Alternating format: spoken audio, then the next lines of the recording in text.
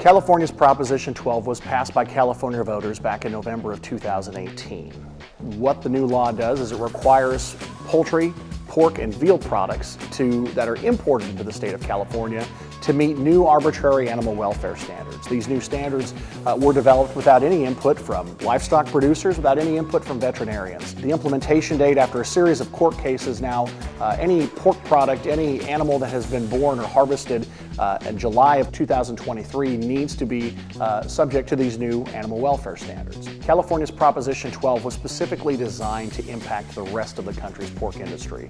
While California consumes 15% of the pork that's produced in the United States, they only encompass a very small percentage of pork production in the United States.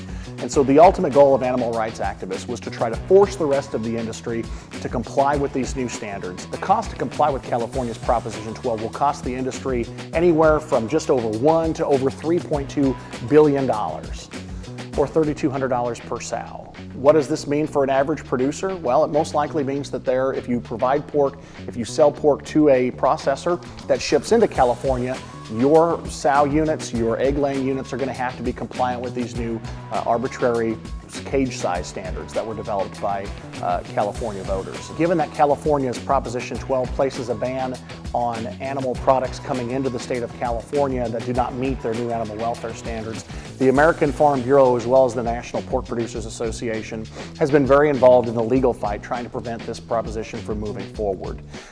This made it all the way to the United States Supreme Court, which ultimately did decide in California's favor.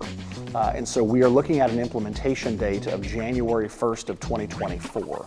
Now what Nebraska Farm Bureau and the rest of the Farm Bureau family is looking to do is to try to provide a fix to California's Proposition 12 in the next Farm Bill. Trying to provide a federal legislative fix is the only way that we're going to stop the implementation of California's Proposition 12 from moving forward.